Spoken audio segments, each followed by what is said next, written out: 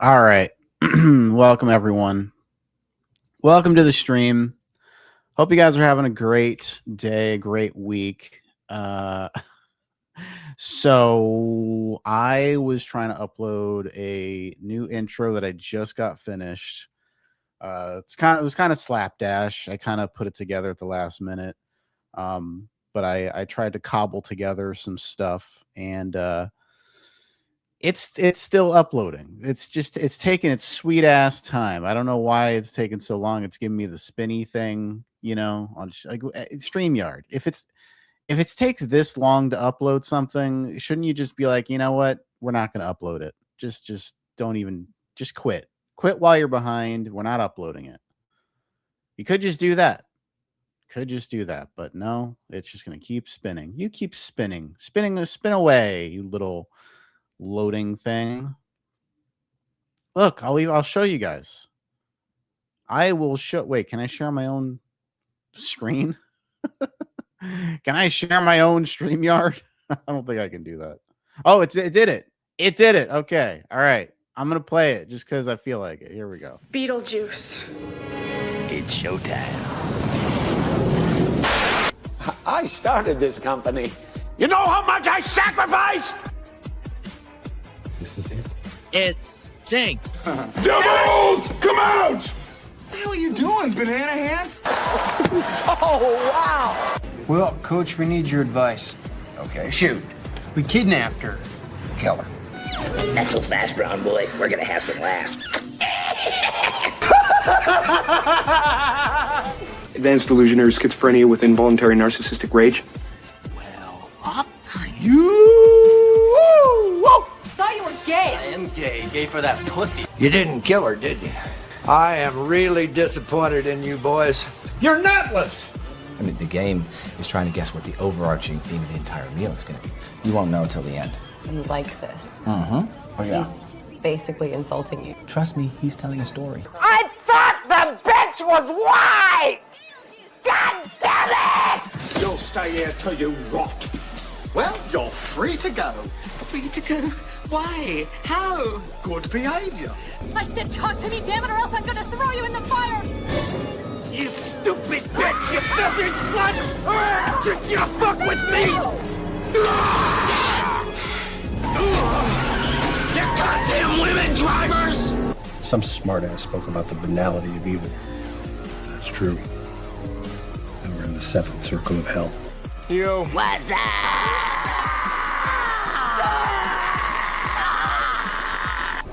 It does have its charms. All right, let's go. Oh, sure. I'll steer and you can work the pedals.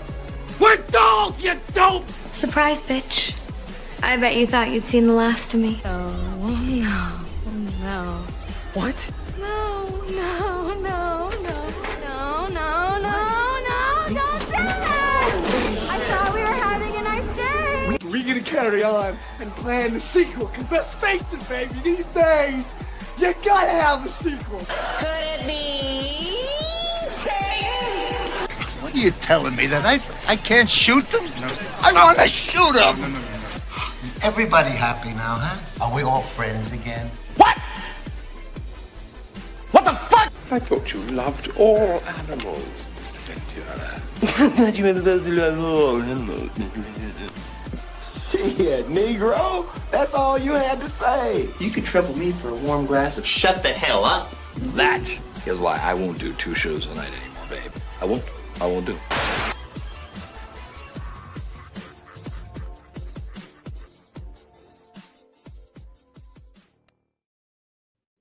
All right. I did it. I played the intro. Now everyone has to applaud me. Say, good job, Jamie. That was amazing. That was great. You did a very good job retooling that intro for Scareticulus. Thank you. I appreciate that. It didn't take me that long to do. I mean, kind of did the last minute, but I think I did a pretty good job. I mean, it is what it is. I've tried to center it around the stuff that I talk about on this channel. No drama stuff in there, obviously. So I think it did a good job, right? That retooling that. I think that works, right? It works for this channel. I mean, I'm still going to be myself, you know, no matter where I'm streaming. So I might as well embrace it, right? I mean, I could try to be like, oh, I'm a different person here. I'm not a different person. I'm the same person I've been this whole time, and I am not going to change. So it is what it is. There's some other streams going on here tonight, and I think yours is the best one here, Jamie. Well, thank you so much, Crime Scene. Let's see here. If you'd like to come on the stream, please do. I have a bunch of topics that I wanted to discuss here today. So that's fun. I might as well go on camera as well while I'm at it. Right? First off, I want to thank Gloria for the $10 that she donated. If you guys would like to donate, feel free to do so. That would be much appreciated. Let me play a clip here. Let's see here. I'll play this one. I drink your milkshake. I drink it up. Don't bully me, Daniel. Did I lose weight? Yeah, I lost some weight. I lost like 10, 15 pounds, something like that. I still got a lot to go though. But yeah, how can you tell? I don't really look that much different in the face, do I? Yeah, except the Chucky part came out of the blue without warning. Sorry about that. And I know some people might be scared of that, of Chucky still, but I don't know. I just felt like putting some clips of Chucky in there just so I could be like, okay, I do Chucky stuff on here, you know. Thank you. So let me say hi to everyone in the chat and then we'll get started. Bill, Jenny, welcome. AC9, Gloria, welcome. Thank you, Morky Mom, for being a member for 7 months. I already gave away all my memberships, so I don't have any memberships to give away. I gave all 10 of them away. So if you don't have a membership, I don't know, consider getting one. So how are you guys doing? Have you guys seen any like movies lately? Are you doing anything cool? Watching any shows? What types of entertainment are you guys getting up to these days? Member for 11 months. Thank you, Bill, for being a member for almost 12 months. It's almost your anniversary, bro. Good job. I think MJ was going to come on, and Shan, I think, wanted to come on. I don't know if MJ is still around. I'm live, just FYI. Let's see. Oh, there he is. There's MJ. What's up, man? Welcome to the stream. Welcome to the panel. I gotta mute my other tab. Yeah, mute your other tab. No one wants to hear that bullshit going on in your other tab. Yeah. So it's Gloria, she's been a member for 11 months as well. It's almost been a year, I guess, since I've been monetized on this channel. I guess that's what I'm getting from this, because I'm pretty sure you guys became a member as soon as I became monetized, right? So that would make sense for why you'd have 11 months there. Both of them have 11 months. People want you to change, but you shouldn't change for anyone like you make force other to change. Like you make force other? Force other to change. You shouldn't change for... Yes, exactly. Yeah, I'm pretty sure that was it. So, Crime Scene, Mr. K, are you going to come up, or do I need to like cattle prod you, or what's going on? Get up here, man. Yeah, I don't remember giving you a pass to not come on the panel. Bill's not changing for anyone. Good job, whether Bill. You like it or not. Good job, Bill. So have you seen any movies lately? Moi? What have I seen lately? Obsession. I think Obsession was the last thing I watched. And I watched it on TikTok. I was going to go you didn't see it in the theater? No, the plans fell through, and then I just kind of blew it off afterwards. How did you see it on TikTok? Wait, how does this work? People like are street. No, it's the whole movie. Just people. They showed the whole movie on TikTok. Guys, they're showing the whole movie on TikTok now. Yeah, they're just streaming it. They're in the theater with their phone, just streaming it. So that was about a week ago. I think I watched it. It's okay. Gotcha. It's okay. It's okay. That's your opinion? Yeah, I don't know. I was expecting more. I mean, her performance is amazing. I mean, it was odd. I was kind of creeped out by the whole scenario, but it was just, I don't know. I just wasn't like floored by it. I would have thought you would have had stronger opinions on it for multitude of reasons. I mean, you got a crazy woman in there doing crazy shit. You know, a whole weird dynamic between the guy and the girl, and the you know, this whole paranormal thing going on. I mean, I thought you'd have more strong opinions about it. I think I'm dissociating from the movie. I think it probably hits a little too close to home in some ways. So I'm dissociating. Did you wish for a girl to like you and she did? No, never. No. Okay. How's it hit close to home then? With some of the crazy behavior. I mean, just some of the weird, you know, the borderline shit. kind of behavior. I mean, the borderline, you know, just like I'm gonna be honest, you know, because I've seen a lot of takes online about that movie. I said my piece about it before when I made videos nobody watched, but essentially, like, I came into it kind of with my own experiences as a man, and I think you're gonna kind of project yourself onto the man on screen if you're a man. That just tends to be the case. Just like women project themselves onto the women on screen. While the movie was obviously made to make her seem scary, a lot of women still saw her as the victim, and Bear they saw as the villain. Which is like, I can understand, because he made the wish. He was kind of making her do things she didn't have an ability to consent to, and all that. Like, I get that argument, but at the same time, the movie's very obviously trying to scare you with her presence, right? Like, it's pretty obvious. Like, okay, like, I get it. I get what the argument is, but it just, I don't know. To me, it just reminded me of all the times I dealt with a crazy woman like that who had borderline behavior that would be like fine 1 minute and then just crazy the next, you know? Like, that's reminding me. Yeah, hot and cold. I mean, it's just, it's hot and cold. Exactly. It's tiresome after a few weeks. It's just like, I'm not going to do this. I have no interest. Right. So on Masters of the Universe, the wokeness wasn't the problem, but rather the excessive runtime and awkward jokes. Yeah, it did run on a little long. I did see it last week as well. I didn't think it was that woke. Like, they said, like, in the marketing, like, I think that, like, the director or someone said that the movie was like, they said Skeletor represented like toxic masculinity or something. But if you watch the movie, there's literally none of that in the movie. Like, he doesn't represent toxic masculinity, and there's no masculinity dynamic between him and He-Man. There's nothing like that, really.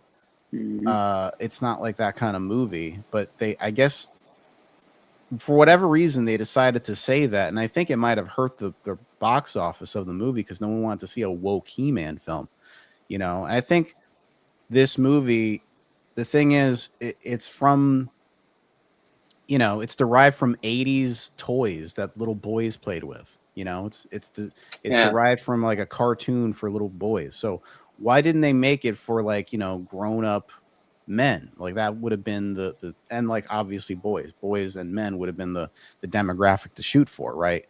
Like, let's say if you grew up in the 80s and you want to take your kid to see He-Man, like, that would make perfect sense, right? Like, you have a perfect kind of demographic to hit there. But I feel like they wanted to kind of please everybody with the movie. And regardless of what I think of the movie personally, which I thought it was a good movie, I thought it was entertaining. Some of the jokes didn't work. Some of them did. Some of them were good. I think it's a shame this movie didn't succeed, like, financially. I think it only made like $50 million at the box office, which is like nothing. Yeah, worldwide. Yeah, this movie cost like $200 million to produce. I'm not even sure what the advertising was, whatever the advertising budget was, but That might have been 300 million for all we know. So it would have to make at least 500 million, to make a profit, or 400 to break even. So, I mean, it's a shame. I don't even know if this means we won't get a sequel, because I just heard that Amazon greenlit Gem and the Holograms. Does anyone see that? Yeah, I remember that. Yeah. I never watched that. Yeah, Maybe I that watched it when I was a kid. It was on when I was a kid. that for girls? Or no, that was later. But anyway, yeah, I've seen it. Kretz, is that for girls or no? What's the name of it again? Gem and the Holograms? I haven't heard of that, but it sounds. It's like an 80s cartoon or whatever. I never watched it, but I'm pretty sure it's for girls. Yeah, the He-Man stuff was the He-Man was a little bit before my time. That was my brother's stuff. He-Man in the 80s. I only caught the tail end of the 80s, and I'm too young to remember anything from it. But yeah, me too. He-Man. I was a Ninja Turtles. In the 80s. I was a Ninja Turtles and Power Rangers kid. I see. I like Thundercats. Yeah, I like Ninja Turtles. I never watched Thundercats. I didn't watch He-Man either. What did I watch? I didn't watch He-Man. I watched a lot of Nicktoons back then. Nickelodeon was big when I was a kid. Like when I was just growing up, it was starting to become more popular with like the, Doug and Rugrats and stuff like that. So when I was growing up, those were the cartoons that I really got into. It had potential to be better than it was. Yes, it did have potential, and I think they could make a better sequel. And I guess my point by bringing up the Gem and the Holograms thing is I'm not so sure. This is produced by Amazon Studios. I'm not so sure that Amazon Studios is even deterred from making another movie. I mean, it's Amazon, so it's like they kind of have money to throw around, and a lot of times these types of studios like Netflix, Amazon, whatever, Disney, they have the money to throw around on various projects if they want to, and then they could just dump it on their streaming platforms, and then just like that's how a lot of these things tend to turn out. So I wonder if their plan is to like just keep that going, because like if they were all deterred by the failure of He-Man, I don't think they would have greenlit Gem and the Holograms, because that is more 80s nostalgia stuff. I mean, does anyone think that Gem and the Holograms is a stronger property than He-Man? No. I don't think so. I mean, He-Man, don't get me wrong, is not a very relevant property in our culture right now. It's hit its prime back in the 80s, right? And, in that general time. There's been various cartoon reboots and shit since then, but I don't think anyone really, it's not really that popular. It doesn't seem to be. Here's what I'll say about this. When I first heard of this Masters of the Universe movie coming, I am somewhat familiar with the original Masters of the Universe movie, the one from the 80s. I'm not like I haven't with seen Dolph it, Lundgren, but yeah, I am familiar with it because it's one of those movies that they play on Comet TV all the time. I don't know if you're familiar with that cable channel on Dish, Comet. It's like a sci-fi kind of horror-ish channel. Like they play the X-Files every night. They were playing Buffy for a while till they got rid of it. They cycle shows on and off like Grimm, and they play the same movies basically on repeat every few weeks, every month. They play like Labyrinth a lot. And Masters of the Universe is another one that they play all the time. Like it always seemed to me kind of like almost like a B-level type 80s movie that has kind of A-list talent in it. It's like one of those weird, obscure type movies. And it looks like, according to this, it also failed at the box office. Yeah, it did. Which in the 80s, when He-Man was hot, it failed at the box office. So what did they think was going to happen here when kids today? I mean, this is a movie you take the idea. That movie though had a lot of like issues with. That production was not great, so the marketing would not be great as well. I don't think it really knew what kind of movie, who was trying to market itself to, and that's probably why it failed. Yeah, it's interesting who's in this. I'm looking at the cast list. Well, James Tolkien, our favorite slacker, is in the original Masters of the Universe. I'll be honest, the Masters of the Universe from all this time that we've had to kind of ingest the characters and the stories and stuff like that, I can understand why this movie would bomb, because it was not an immaculately conceived property. I mean, you have a barbarian with a magical sword, and he fights a skeleton man who's very powerful, and he goes, yeah, and then they live in Castle Grayskull, and there's like a giant tiger that helps him out. His name is Cringer, and he talks. And then there's just a bunch of weird dudes with like different powers. The guy with a hook for a hand and a drill and all this other crap. It just seems like kind of a universe that was kind of just slapdash, just scrapped together from a bunch of disparate elements, and they just to sell tried toys. to make it. Yeah, to sell toys. That's right. It was just designed to sell toys, and it did sell toys. It was successful at selling toys, but I don't think it's successful as an actual like movie franchise or a show necessarily. It doesn't have that kind of longevity. When I think of He-Man, yeah, it is kind of dumb. It is. When I think of He-Man, Man at Arms. Take a guess of what you think I think of when I think of He-Man. Something else. He-Man Woman Haters Club. No, when I think of He-Man from Little Rascals. Nope. I think of, and that makes me think of MGTOW. Something strange in the neighborhood. Who are you gonna call? He-Man. He-Man. Remember the birthday party at the beginning of Ghostbusters 2? He-Man. Oh yeah, He-Man. That's what I think. Remember that. When I think of He-Man, I think of the birthday party at the beginning of Ghostbusters 2, and that's about it. That's the extent of my real He-Man knowledge. Ghostbusters was another property that did pretty well, actually, marketing to kids. He-Man is one of those things that it had its time. I think that time is over. There's more nuanced, different types of entertainment that kids enjoy, that adults can enjoy. He-Man just doesn't fit in this cultural landscape anymore, which is probably why they tried to make it a little bit self-aware, where they're like kind of saying like, yeah, we kind of know this is a little silly, it's kind of weird, but just roll with it. That if you see the movie, that's basically what it is. It's like they try to tell the story earnestly, but every now and then kind of poking fun at itself, like, we know it's silly, but whatever. Which is, I don't care. If it's an enjoyable movie, I can forgive that stuff. It's not necessarily a strength that the movie has to do that. And Joker, the reason why I said, if it gets a sequel is because those post-credit scenes were obviously put in there before the box office materialized, right?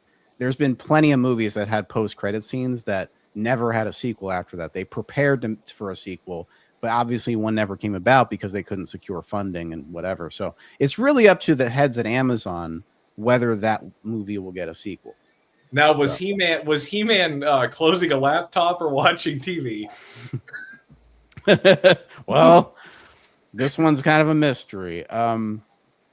So no, it's actually not bad. Like, it was introducing like new threats that would come about in the sequel, like some mysterious woman in the darkness. She's going to come for He-Man. She has a powerful sword of her own, and they hint that Skeletor would come back to life. Spoiler: Skeletor dies in the movie. Oh no! Massive spoilers for He-Man. Sorry, y'all. They were hinting that he would come back in the sequel. I mean, obviously, right? Of course, he's going to come back. Honestly, Skeletor, Jared Leto was good as Skeletor. He had a good performance. I think the tone is something they need to really try to strike a balance with if they're going to make a sequel. Like, really commit to that earnest tone.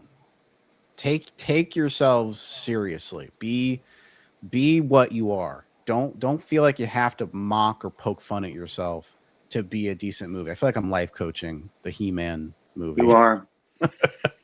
It like, because some of the funniest parts of that movie is not like the little jokes that they're trying to tell, but like the moments where the movie is just being itself. Like unabashedly He-Man. Like, that's part of like the best, thing about the movie is when it's just like being earnest. And I feel like that's kind of underrated. Like there's too much like Marvel snark in today's movie, especially like action movies like this that are meant for like kids. They always sort of try to tell a joke like every 5 seconds. Like you don't have to be that jokey. Like just be a fun action movie. You don't have to poke fun at yourself every 2 minutes. Can I make an outside observation here as someone that was not a He-Man fan? I'm on the Masters of the Universe Wikipedia page, just for the franchise in general. Yeah. Like not an individual movie. So here's kind of my thoughts, and this was kind of my thoughts even coming into this. Like I mentioned, this was my older brother's generation. It looks like from a movie and cartoon standpoint, He-Man had a very, very limited run. Where once you left the 80s, even like the late 80s, once you left like that mid to late 80s period, He-Man was kind of dead outside of comic books. It looks like this is like primarily a comic book thing. And if you aren't someone that are big into comic books, then He-Man and the Masters of the Universe is not something that you're really going to be into. And it was only big for such a short period of time in the 80s that the amount of people today that would see He-Man and be intrigued by it is like a very small window of boys, now men, who were boys in the mid 80s. Mm-hmm. And since then, there's really no market for this. Like I said, it seems to be comic book dominated. And there's no real live action or animated adaptations of this outside of the 80s for a very long time. So your market of people, I mean, He-Man, like I mentioned, He-Man got knocked out by Ninja Turtles and Power Rangers and all the other shit that came through in the 90s. I mean, it's not and it was only founded in 1982. It's not like it's an old school comic or something like Batman, from the 40s or 50s and then the 60s, something like Batman, you're talking about decades and decades of longevity. It was like just a window. It was a fad. Basically, He-Man was an 80s fad that fizzled, and now they're trying to bring it back in a live action form, and there's just no real interest in it, minus a small window of people. I mean, that's what it looks like to me. Yes, I agree. I completely agree. We need to move on to another topic. Good, because I just pretended to have a whole lot more knowledge on He-Man than I really do. And I think I'm tapped out on He-Man. Well, hey, we talked about it, and I'm happy about that. Yeah, some cartoons aren't meant to be real, live action. So I want to talk about Scream 8 for a second here, because I got Scream 8 in the title of my stream. So all you Scream heads, you can come listen to my stream now, because that's the part you're waiting for.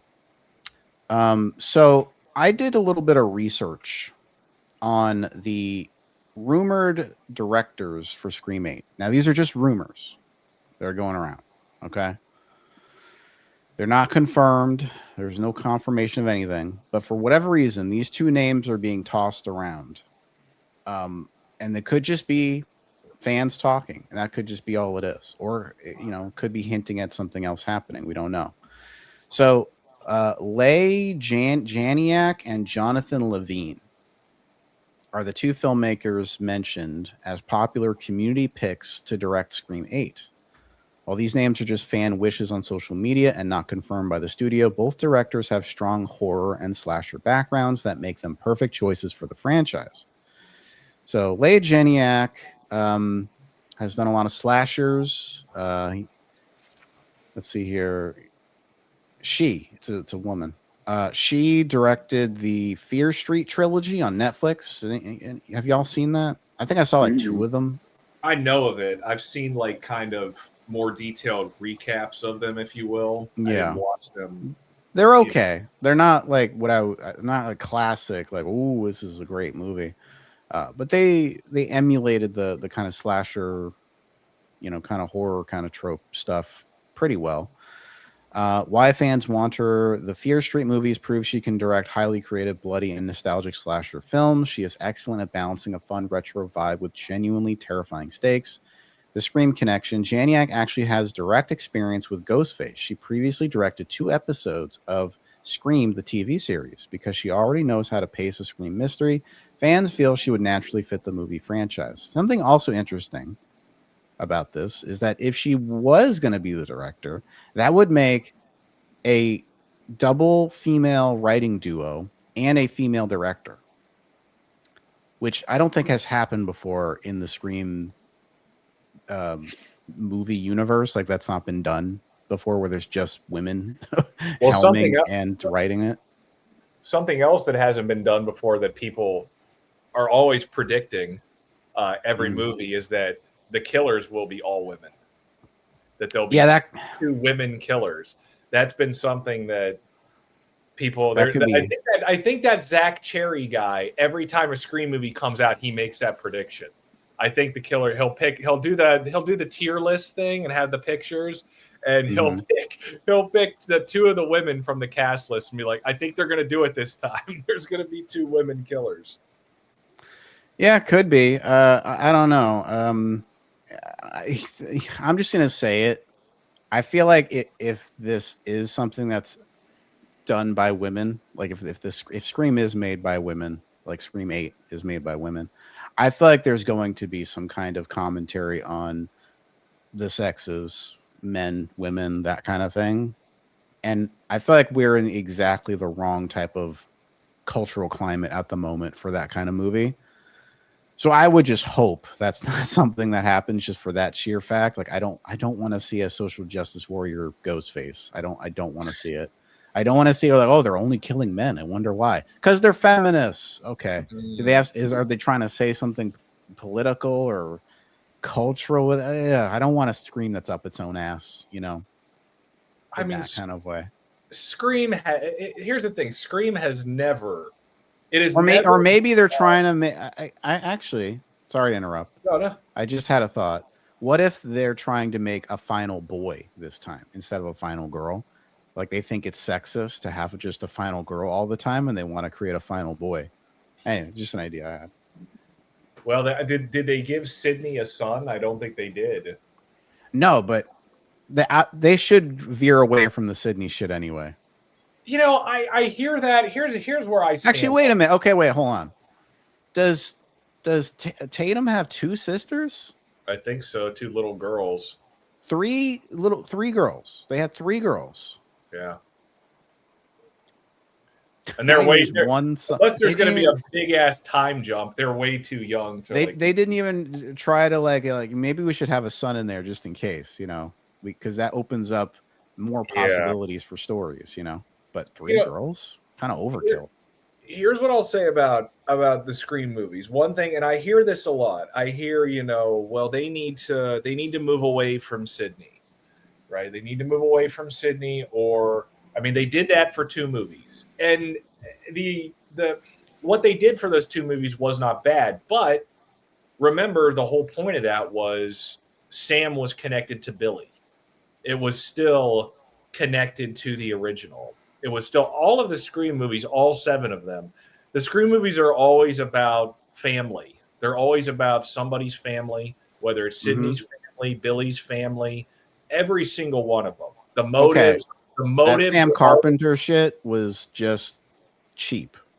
They're like, oh, I'm Billy Loomis's son or daughter. Like, get out of here with that shit. That was so cheap. Start over with a different people entirely. Stop connecting it back to that Woodsboro shit. Well, if they do that, is it really Scream? That's the thing. What kind of argument is that? I've heard that argument before, and I'm like, why isn't it Scream if it's not in Woodsboro? Not about Woodsboro, because Scream movies have not connected to Sydney. Like, why does it have to be connected to Sydney? Well, someone wears a ghost face mask and starts killing people. That's all there is to it. You don't need a connection to Sydney for that. Well, then they would have to say, well, you know, I'm dressed like this and doing this because of the Stab movies, and they'd have to do that. They're a popular movie franchise in this universe. I know. So why wouldn't it be like accepted? Like, yeah, I just decided because I like the Stab movie. Okay, that's not connecting back to Sydney. That's connecting back to Stab. Right. And I personally, I think connecting back to Stab is a lot worse than connecting back to Sydney. That's kind of my, I know the idea that I came up with that we came up with for having the Stuthers and being obsessed with the Stab franchise. Before Scream 7 came out, I said to somebody else, I was like, they better not even fucking talk about Stab in this movie. I'm tired of the killers liking Stab, all that shit with Stab. I don't know. It is annoying because they seem to come back to that all the time for the motives in some way. I'm not saying to have the plot revolve around Stab. I'm saying that if there's gonna be a disconnected Ghostface, not from Woodsboro or any of that shit, obviously the reason he's using the Ghostface mask and robe is because of the Stab movies. It's not because the motive is tied to Stab. Do you understand what I'm saying? I'm not saying like to revolve the plot and everything around Stab. So if that happens, then whatever. Here's the thing. Here's where we're at with the Scream franchise. No matter what they do, no matter what decision they make, someone's going to bitch about it. Of course, it's going to be, but more so. I just want them to get as far away from this Sydney shit as possible at this point because it's played out, and this nostalgia grab shit. It is so old and tired. It is. You're right. And I know for a fact that the legacy fans are going to bitch about if they do decide to move away from the Sydney centric plot. I know it, but I don't care. I think it's like taking your medicine that's not good for you as a kid. Like, you take your medicine, Timmy. It's good for you. You like, cod liver oil, right? You don't like it, but it's good for you, right? They need this medicine in order to continue this franchise, because if you keep rehashing the same fucking shit all over every single time, it's gonna get old, and it's already getting old with Scream 7. I'm sorry, it's past its prime. It's old. It is. I mean, they're not innovative movies anymore. They're not going to be. It's because of Sydney. I'm sorry, dude, but it's limiting what they can do with this franchise at this point. We've explored everything there is to explore with Sydney.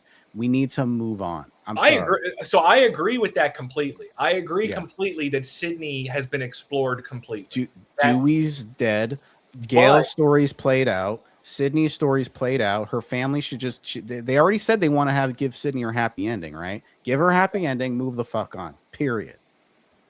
What I'm saying is, if they go, okay, somebody else is mimicking Stab movies and they do that. Hey, Summer. Even if it's a really good story, then people are going to say like, oh, well, this isn't really a Scream movie. It's just someone using the Scream mask. It's not really a Scream movie. Like, there's going to be that bitch about it. Who gives a shit what they say? Just the marketing and the branding's going to call it Scream, and that's all that matters. Yeah, but the general audience is not going to care. You know what? Here's what you do. Okay, I'll solve this conundrum. You ready for it? You ready for the solution? The final solution. Well, so just to stop. The final solution of Scream. Hold on. Real quick, wait, just to interject real quick. I'm not going to make a point. I'm just going to say, I did have, and if you want to host it on your channel, I did have an idea where we could do a whole stream talking about the future of Scream or Scream 8 or what we think they should do next in general. I mean, I think that could be, a whole stream. Because personally, where I'm at with this is I don't have a great idea for Scream 8, but I'm at the point where I feel like this series does need to end soon. It does need to end. It doesn't need to end. I think it needs to end, and a lot of people will disagree with this. Sydney's story needs to fucking end. I would rather see. That's what needs to end. I'm kind of torn on it. I think I would rather see the franchise end and then them just do a remake. And just Can I say what my idea was? Go ahead. I just wanted to put that on a side for like a whole dictionary on a side note of script here. So my idea was the final solution that I had is Sydney's stories to the side. It's history now. We don't have to ignore it. We could acknowledge it, okay, for the sequel. But it's background knowledge. It's not something that we need to constantly refer back to or even roll into the plot. But it is stuff that's happened before in this universe, okay? That's squared away. Now, this is what you do. You get a very, very good, notable actor for this new role in the story. Okay, new role, new person, new actor with new character with their own backstory, their own traumas, their own situations with people in their town, wherever. Maybe it could be some other town in California. Maybe that's, they kind of run in similar circles as Woodsboro, but it's not Woodsboro. Okay, I don't know where. Maybe San Francisco or some shit. I don't know. Wherever, doesn't matter. The point is, you have a new actor that's very compelling. I don't care if it's female, male, it doesn't matter. Just have someone who is a compelling new actor for people to want to go to the movies to see. Melissa Barrera was not it. Okay, first off, she was a nobody. Okay, no one knew who the fuck she was before Scream 5, right? But luckily that movie succeeded based on the brand and also because of I always forget the girl's name. Wednesday, Tara. Yeah. What's her name? Jenna Ortega. Jenna Ortega. Thank you. That succeeded because she was a very popular actress, and so she carried that movie and made it like, oh, people got to see the new Jenna Ortega movie, and so that carried Scream 5 and Scream 6. But what we need now is, I would say, someone who's more of a veteran actor. Maybe they have kids in the movie. I don't know. Someone who's in their 40s, something like that. Okay. Some kind of actor of that caliber who is well known, that people want to see on a movie screen, thrust them into the plot of a Scream movie and make the whole story about them. And that's how you do a Scream 8. They could try to remake Scream 1996 and be like, oh, it's a bunch of college kids and a bunch of no-name actors nobody knows. But I don't want them to go that direction. I want them to pick someone who's mature, because this franchise is mature. Just because that first movie took place in, like, what was it, college?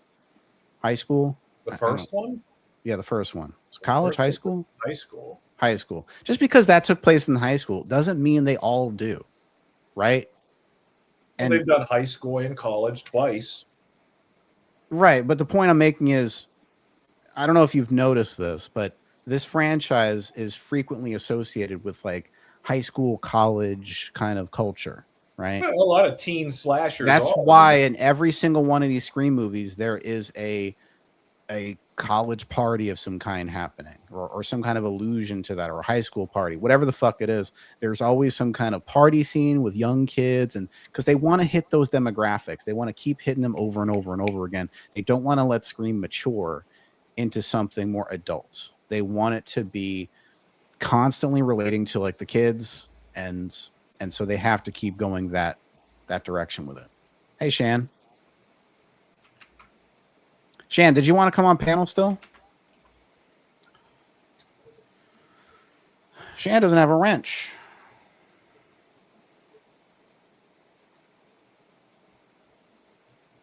Well, you know,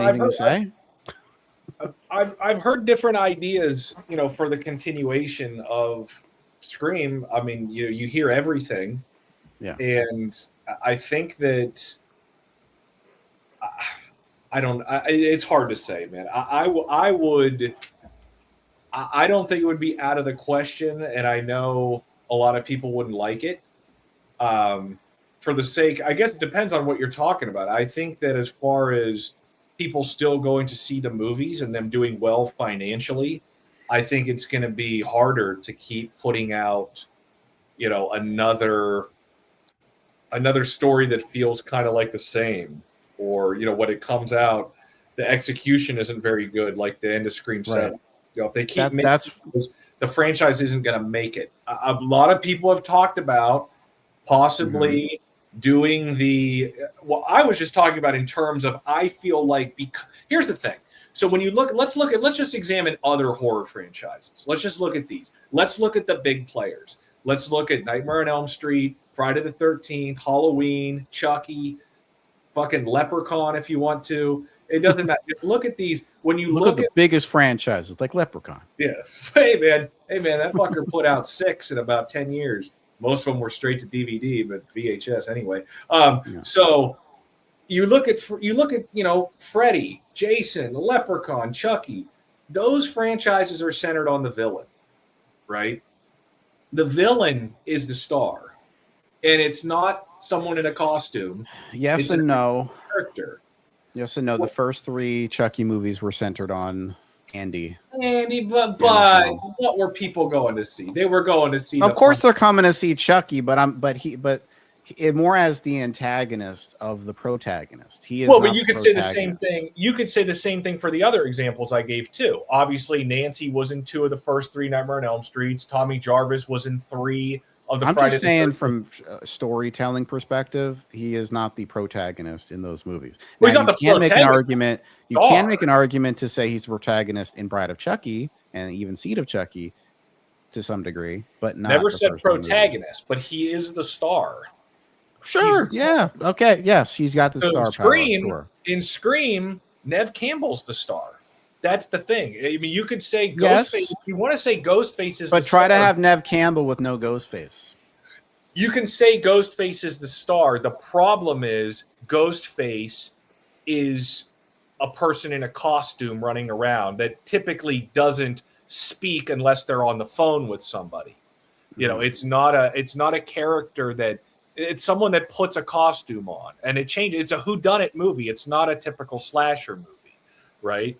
So, but if you look at the movies, Nev Campbell is the backbone of the film. I mean, always was. And so if you're trying to say, we're going to move the story to somebody else, it's not going to feel right. It's not going to feel like Scream anymore. False. That's how I feel. And I'm not even saying that Nev Campbell has. I just said her story doesn't have more to tell. I agree. Yes. So you're saying they should end Scream because Nev Campbell's story has been explained fully. Well, but it's not just that. Okay, we have to be realistic about this. Again, let's look at the other franchises. They all ended. They all end. These horror franchises, they fucking end for one reason or another. And when you look at Scream, how old are Nev Campbell and Courtney Cox going to be doing this? Like, Courtney Cox is in her 60s. Nev Campbell's in her 50s. Like, how long does this go on for? I mean, these things end for a reason, right? These people can't keep playing these characters. These do end for a reason. They do reboot this stuff. Well, she went to high school with Nancy's sister. Nice. Wow. Who? Heather Langenkamp, Nancy from Nightmare on Elm Street. Oh, that chick. Yeah, that's. I mean, I'm just saying, like, I don't know how long this can keep going. And you're saying they need to move to somebody else. I'm not saying that's necessarily a bad thing. I'm just saying that it's not. It's kind of like this.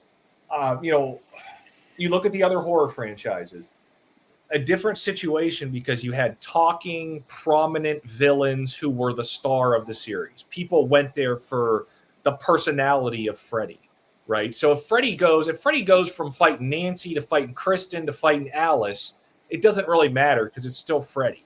It's Freddy's world, right? So if you take Nev Campbell out, if you take Sydney out, and you're saying, okay, it's a whodunit, someone else is in the Ghostface costume, it just doesn't.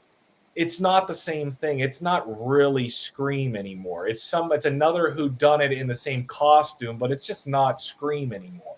Why? Because you see Sydney Prescott as like the star of these films. Her story, it's all connected, and mostly it's connected to Maureen Prescott, but most of the original shit was connected to her. And I said this to somebody in this other Discord group I'm in. I said this a while back, and here's something that I think the franchise has lacked for a while, and they had an opportunity to do something with it in Scream 4, and they didn't. But even since then, I do think that if they figured out a way, if these writers who are supposed to be good at what they're doing, were to put their cap on and try to figure out something, another one of Maureen Prescott's dirty deeds comes to the surface, something to tie Sydney back into it, something else with fucking Maureen, they could make a Scream 8 off of that and do something with that. Maureen Prescott and her shit was the backbone of the first three. I'm tired of the retcons with Maureen. Move on to that shit. I'm just saying. I'm saying there are worse ideas out there. Listen. I'm just gonna disagree with you about Sydney being like. Look, she has been a good backbone of this franchise, but that doesn't mean a different character can't come in and start taking over the reins and telling their own stories. There's other stories to tell besides Sydney fucking Prescott's story. So moving on from that, we're going to never disagree. We're never going to be friends. And that's just how it is. So let's move on to another topic here, because I don't want to talk about this whole fucking stream. We're losing people anyway because Mr. Kretz here keeps talking. I'm getting the blame. So I want to talk about this situation with Obsession. Okay, I don't know if y'all heard about this. So first off, did you guys hear that the Obsession movie made about $200 million? I did hear that. It made He-Man's budget, and He-Man barely made $50 million. Thank you, Summerisms, for the $5. Guys, can we get up to 100? Is that possible? Is it possible for us to get up to $100? I don't know. We need to find out. I'm eating dinner right now, but we'll come up so live when I'm done. All right. I'm not going to wait all night though, Shan. So hurry it up. Scarf that shit down. You better have something good to say, because he's going to blame you for losing the viewers. I'm going to blame you. See, now the viewers are back up. We're back on another topic, and Topsy Kretz has stopped talking. So they just happen to know I stopped talking and showed up. They just rushed back in. They figured it out. So Obsession made $200 million, right? We know this. It's great. Wonderful. Great indie filmmaker. He on a budget of $750,000, I believe. That is unprecedented. That's crazy. Literally one of I think A24 put this out. One of A24's most successful movies they've ever put out. Like, this is a huge deal. This might be the biggest. I don't know how much. It's breaking a bunch of records. We'll just put it that way. Okay. Now, there is an entitled little girl at the center of this movie, okay, that is such a little brat and acting in such horrible ways. And no, I'm not talking about the main actress. I am talking about this woman named Sally Choi. She was the film's art director, okay? And apparently she posted on Instagram how much money she made as art director on Obsession. As I said, the budget for this film was extremely low, right? Under $1 million. And she made $6,741.36 after taxes, no mileage. She made $300 a day as art director, which, by the way, is over what like unions would kind of force people to pay their art directors. I think it's anywhere from $150 to $200 a day. So she's getting paid over that. Okay. So, but the point is, she, after it's making all this success, like literally $200 million success, she comes out on Instagram to try to like clout chase the movie she helped make. Basically drama market off of the success of the movie she helped to make. And she's basically complaining about how much money she made. She says, let's see, there's let's just read the whole post. So she said, I've debated this for a long time. I've been holding a lot of weight over the past 2 years since the production of Obsession. Go on a fucking diet then. So I'm going to say it as it is. Obsession was made for $750,000 and is projected to make $250 million. How much I made? $300 a day as art director. This came out to $6,000 after taxes, no mileage. I did know the rate beforehand and agreed to it, so stop complaining. That's the rate you agreed to. No one trapped you into this contract to make this movie. No one forced you. But at the point at ATP, at that point, I was living paycheck to paycheck. This is the reality of most filmmakers, especially those who work below the line. We became a line in the budget sheet to keep as low as possible. By the way, she'll say here that she worked for 20 days. I'm too impatient to get to it. 20 days, and she made almost $7,000. That's not bad. Yeah, that's all right. For 20 days of work, that's pretty damn good. Just saying. Let's see here. There were also crew on Obsession who were volunteers getting paid in gas and mileage. Okay, and it's a low budget movie. You signed up for that shit. This wasn't even paid on time. So to make a $250 million grossing film, some of these amazing people had to come out of pocket to work on set. I kick myself every single day for not flipping this production. Flipping it, like not deciding not to do it, or what? I guess, yeah. I'm not exactly sure what that's about. Shan, welcome to the panel. Hey, how's it going? How's it going, Good. guys? That's my Discord buddy. Oh, yes. I came in late. Sorry, I was eating and I scarfed it down like you told me. Scarf that shit down and choke on it. Yeah, So- I love talking all things movies because I've been a part of the industry since I was a child. So, Well, Shan, since you've been a part of the industry, I'm sure you've dealt with your share of entitled employees that act like little brats on 100%. set. 100. That's what we're discussing now. So she says, Yes, I keep kick going. myself every single day for not flipping this production. I was encouraged not to, and I naively listened. As is the case for most low-budget productions, everyone has to wear many, many hats. Though my official title is art director, I was also a PA, set dresser, graphic designer, background actor, driver, swing, and buyer. I was doing runs for the art department. Again, no mileage. I was shopping, loading, and returning while the rest of the crew were on set. Thank you, Jeff Barker, for helping me during those times. I had to wrap Bear's house that was left an absolute mess without water or crafties left behind. I shopped an entire location, Ian's house, and loaded the truck the same day for shoot the next day, which also happened to be an overnight. It took such a physical toll on my body that I kept losing weight, weighing 90 pounds during this production. Go fucking eat something then. Jeez. I say all this to finally have my piece. I know this is bigger than Obsession or Curry and his team. It's not about that. I know this is even bigger than the film industry. If you feel called to have this discussion with me, what the fuck does that? If you feel called, please do so. I'm willing to be wrong because I know I'm probably missing information and my perspective is just a drop in the bucket.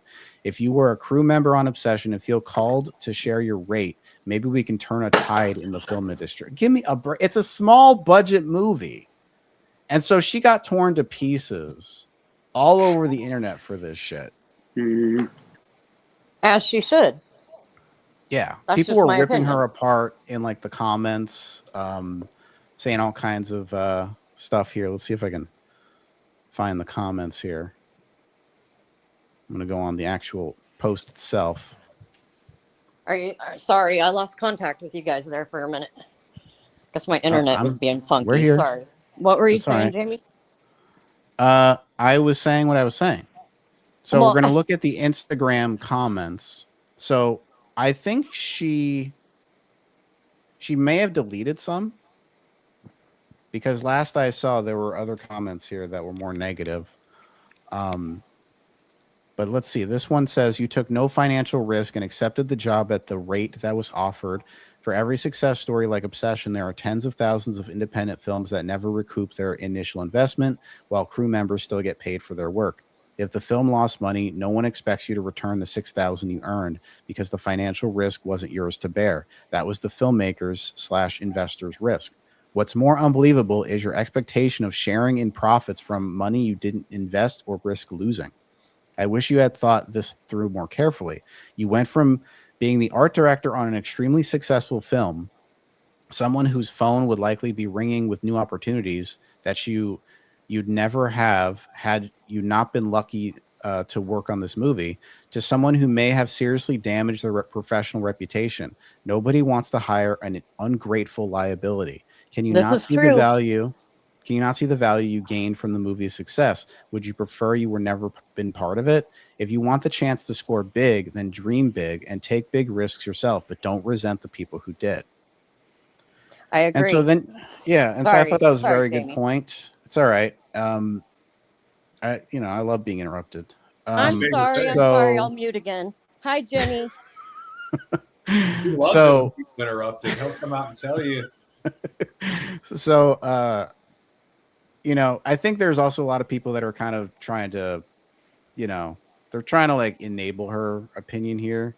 It's like it's okay to like go through these things and express yourself, but the way that she expressed it in this was almost like she's blaming the production for paying her that much when it's like they really could not afford to pay you anymore. Like it's a low budget movie, and this could have, if she didn't make this post, I think she would have gotten way more opportunities to put this on a resume, to say that you worked on Obsession, one of the most successful horror movies ever made. Like that could have seriously made you go places. What makes me think she made this post, either she has no room to worry about money, like maybe she's, her family's wealthy or something, or she already pissed off everyone on that set of that movie, and they want nothing to do with her either way. And so she's just like, whatever, I'll just make a post whining about it, or she's just completely unaware, self-unaware, and she just made this thinking it'd be no big deal, which is even worse. Yeah, I'd say it's probably that. It's probably just gut emotion and, looking for attention, and probably honestly thought people would sympathize with her because, so many people are struggling. But here's the thing, like most people that jump into projects like that, they do it for the resume experience, so you can get the next job. That's what that exactly. Do you know how many jobs I took on as a designer in my field without getting paid at all? Not even like a base amount, like nothing. Same. They literally said like, oh, we'll credit you on the thing and maybe you'll get more successful down the line, which never happened. Everyone do me a favor. List me your top 5 favorite art directors. Oh, wait, you can't because you don't know any. Because no one knows a fucking art director. That's a side job on a project that doesn't have fame attached to it. So they don't get paid a lot. And you're also not going to be able to like, you're going to hope that your work on this project helps get you another art director job, right? Yes, or for the same pay rate. Well, here's also the thing. A lot of art directors do sometimes get promoted to actual director. That does happen. So it's not a completely like dead end kind of job. Like that could net you like a serious opportunity directing a movie. But also, if you're in that field where you're obviously running in the same circles as, like, let's say the director, Curry Barker, who's like who is the big deal right now, he could refer you now to have other jobs, on different movies, or who's going to be the movie he's making in the future. Chainsaw Massacre, right? He needs an art director for his Chainsaw Massacre. And I don't think she's coming on to that. Yeah. So the thing is, she had like a gold in the palm of her hand and she just dumped it. She's like, I don't need this shit. What an idiot. Well, it's very similar to Melissa Barrera, whether it was her initial firing or then her comments after. It's very similar to that. I agree 100% with everything you guys are saying. But I think, I've worked on so many films since about the age of 13 that have come through here. UHF, Twister. God, I can't even think of all the stuff I've worked on as a PA or as just like a child actor or extra, or you do what you love because you love it, I didn't get paid an exorbitant, some of them I didn't even get paid on, but I did it just to make the connections, because you can make a lot of connections in that business just hanging out on a film set. And then I ended up actually, once I got old enough, actually started working in the agency that represented me as an actress. And I started working in there, so with the owners, and so I ended up learning the business end of it. And I decided I really liked the business end way better. So from that point on, I've just been working with my contact. I made a lot of contacts just working in the agency. So and that's kind of how I've gotten to where I am today, where I've been like doing producing and things like that on short films or whatever. I actually have a film in development right now that was my idea that I wrote with my daughter. My daughter's in the left hand. I'm in the middle of that picture, and my daughter is the one with the glasses. We came up with the idea, we wrote it, we got it to the right people, and now it's in the animation phase. It's going to be a really, really good movie, and the person that's doing the animation is a guy I went to high school with. That has been, worked in the film studios here. And so he works down in Oklahoma City in the film studios, and he's animating it, and he's a part of my team. And he has connections at DreamWorks. So once we get it animated, we're going to send it around. He's going to shop it around to his buddies. And then he has like connections at Hasbro and Mattel as well, like the Teenage Mutant Ninja Turtle person.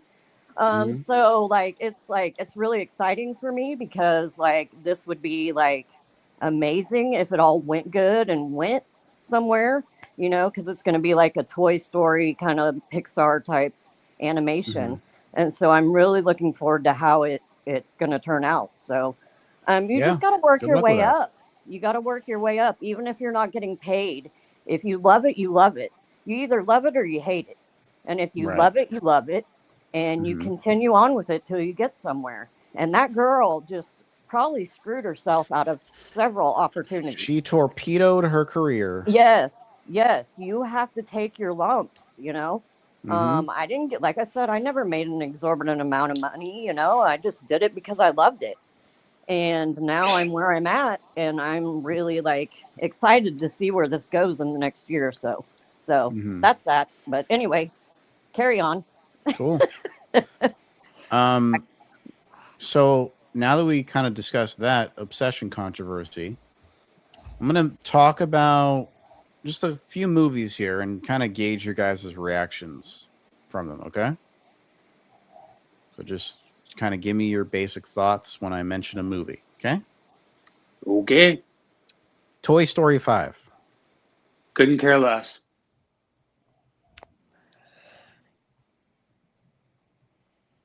Yeah, I'm not real thrilled about that one either. Okay, why? Just the whole they're making it like the kids on the tablet, and it's all about a tablet, and I know it's the world we live in now and everything like that. It's just I didn't really care for Toy Story 4, if I'm being honest. Me neither. I didn't care for that one. Yeah, so I just think they drag these series out way too long. It's the same thing I feel for Scream. It's like ended already, Yeah, just do something different at that point. Yeah, Well, exactly. Shane agrees with me. End it. Yeah, shut up. Okay, Supergirl. Oh, you don't want to know how I feel about Toy Story, huh? No, well, you didn't say anything. Well, And that's you basically because said I end it. saw the original Toy Story. I got to be honest. I did see the trailer for this one or hear it. Isn't it? Aren't they trying to do something with like trying to fight toys against AI kind of? Yeah, Yes. it's topical. the tablets Are they? and shit like that. Yeah, Technology. The kids, it's not some of the kids AI, don't but play it's a anymore. tablet that's got like computer chips and shit. I wouldn't Yeah, say it's AI I know focused. that's the time we're living in, but at the same time, end it. You could say it's already. an allegory for what we're doing with AI now, but whatever. Okay. All right. So yeah, you Yes. looking forward to it, Mr. Kretz, or no? I haven't seen any of them since the first one. I think I saw the first one in the theater. Here's your problem, Mr. The Kretz. second one was good. No, I'm not done chewing out, Mr. Kretz. Oh, here. go ahead. Go ahead. So This is here's your what I problem. came for. You are too like fact based. You don't say your opinions that much. And it can be kind of exhausting. It's like I just want to know what the fuck you think. Like, tell me, do you like the I thing? think Do you that not they're like bringing- it? Are you excited for it? Do you think it's shit? Let me know. I don't want to know the facts. I think if they're bringing Toy Story back, then what they're doing with trying to make it a battle between playing with toys and technology probably is the right thing to do. That's not answering the question. Are you excited My for opinion. it or not? Well, Are I'm you not going to excited? see it. I haven't seen any since the first one. Okay, you don't give a shit then. Okay. I guess. Thank you. I didn't want All to right. steal MJ's opinion. Steele is he's copyrighted that opinion. Yes. Supergirl. Interested, intrigued. It looks interesting. Really? Yeah, That you're I'm interested in. I am interested Okay. in All right. I saw some stuff with Lobo today. Who's Oh, the you into that? it looks You like it looks him? interesting. You like the he's all right. Momoa guy? I do like Momoa because he was in Dune. He played Duncan, Idaho. He's in everything. He is now. Yeah. Okay. I Who mean, I don't know. I haven't seen enough on the new Supergirl movie to really make a statement on that yet. Okay, undecided. Mr. Kretz? I don't have much opinion on Superman and Supergirl, and I do know that the actress, I saw something. She was in somewhere recently. She was in that show Sirens, that miniseries with Julianne Moore and Kevin Bacon. A miniseries on Netflix called Sirens. Oh yeah, I remember that. It was pretty funny. I like the lead in it was the girl from White Lotus and Perfect Couple. I can't remember her name.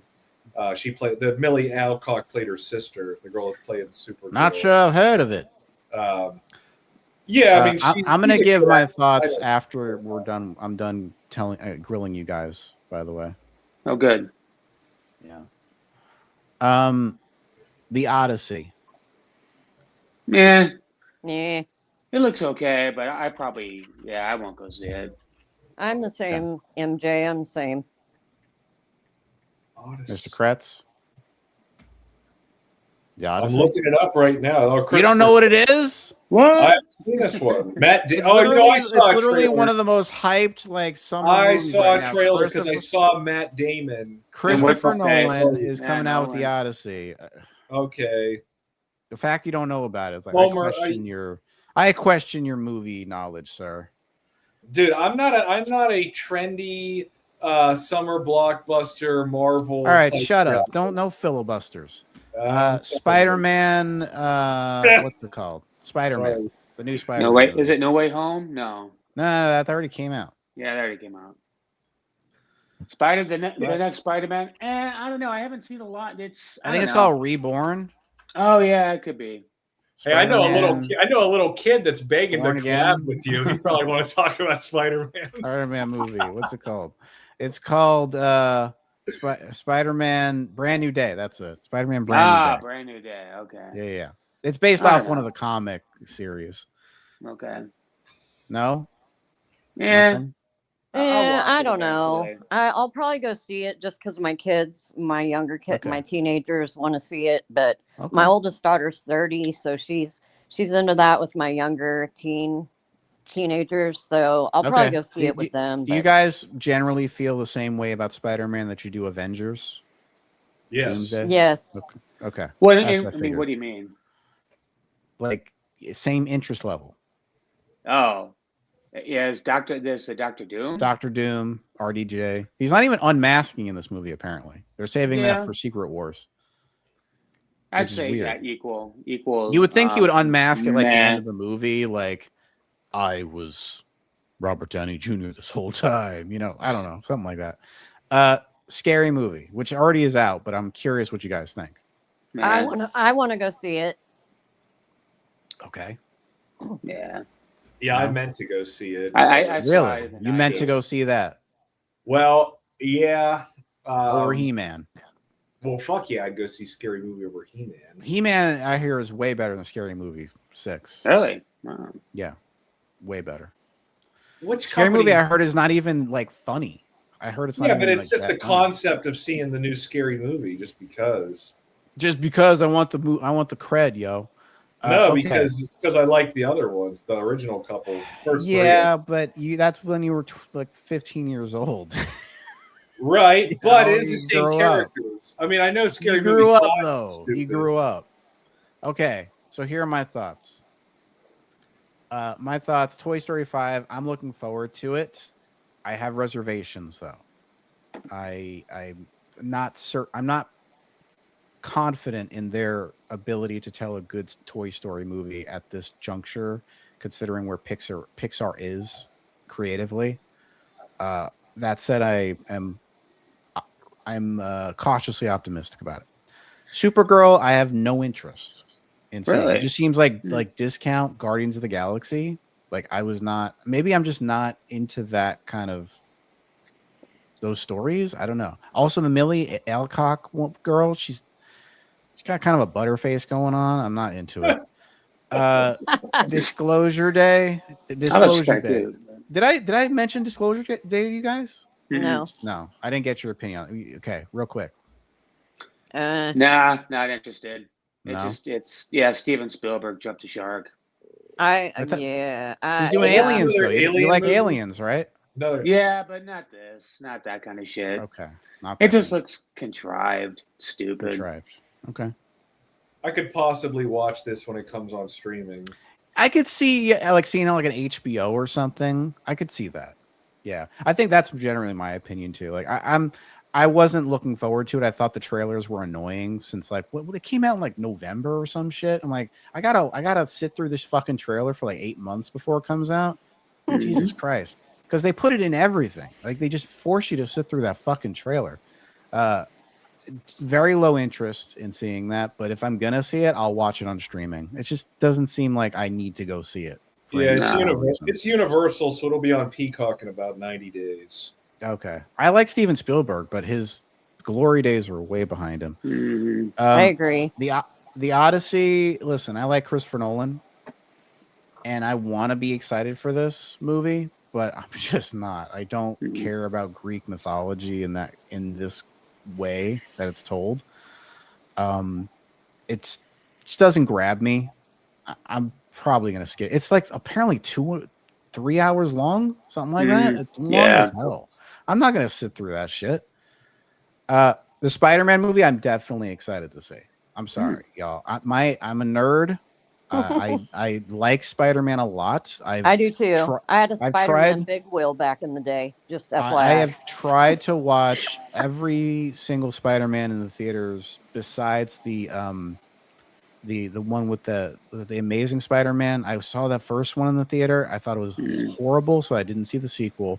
Once they got Tom Holland on it, I was like, okay, he's fine. I'll watch him as Spider-Man. I still have problems with his version of Spider-Man a little bit, but maybe they'll fix it in this movie.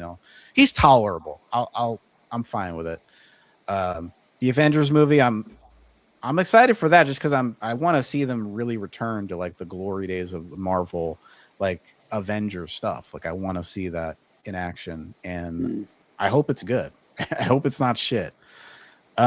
Scary movie.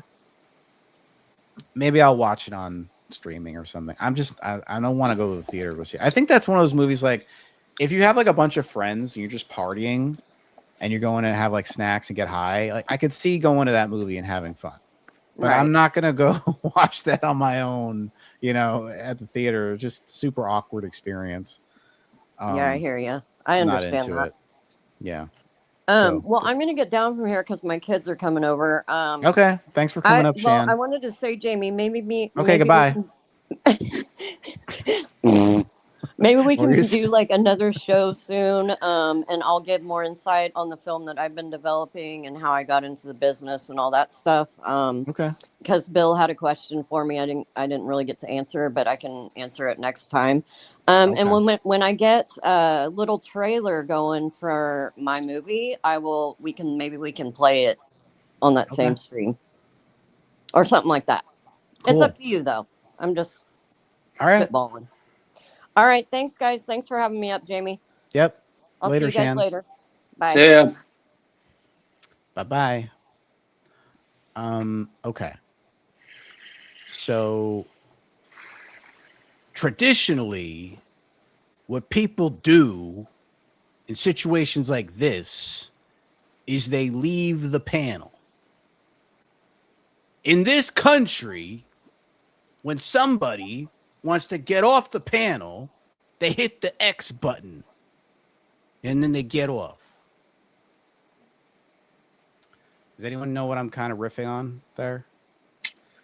Oh, No. That sounds familiar, but can't place it. The Departed, where Jack Nicholson is talking to the I only Asians. saw that once. It's like, typically what we do in this country is one person gives the other person the thing, and then the other person pays them. Anyway, so do you want to? I'm going to mention real quick TV shows. Okay.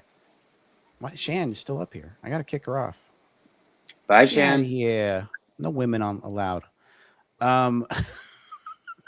He-Man Eliminators Club. Okay, Spider Noir. Have you guys seen that? Is that the Nick Cage? Yeah. That's a TV show, not a movie? Yeah, it's on Amazon Prime. It's fucking good. Really? Is it really? Watch it. It's good. I see the ads for it, but I thought it was a movie. No, it's a TV show. Watch it on Netflix. It's good. Watch it in black and white. It's also available in color if you're a fucking pleb. Dark Matter. Anyone heard of that? Yeah, you told me to watch that. Yeah. Yeah. Noir. Yeah, Spider Noir. Dark Matter is about a man who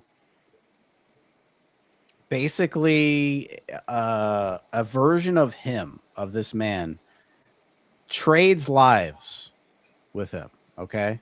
From another universe. He's like from a parallel dimension. And they swap lives with each other. And it's basically an interdimensional kind of portal kind of show. And it's really, really good. Watch that if you haven't. It's on Apple TV, which you can see on Amazon Prime if you have it.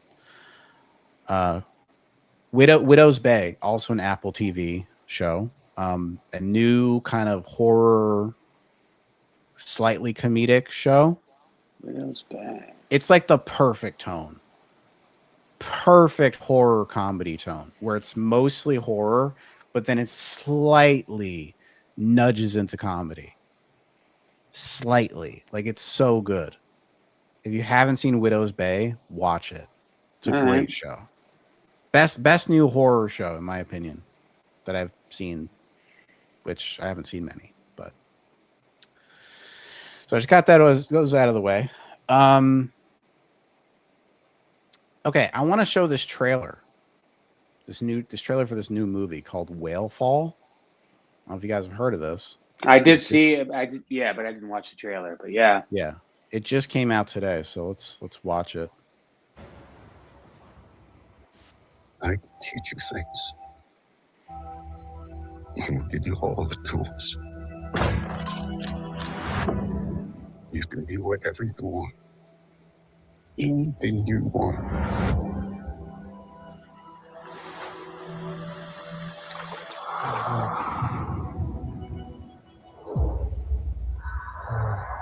When it matters. And you know what to do.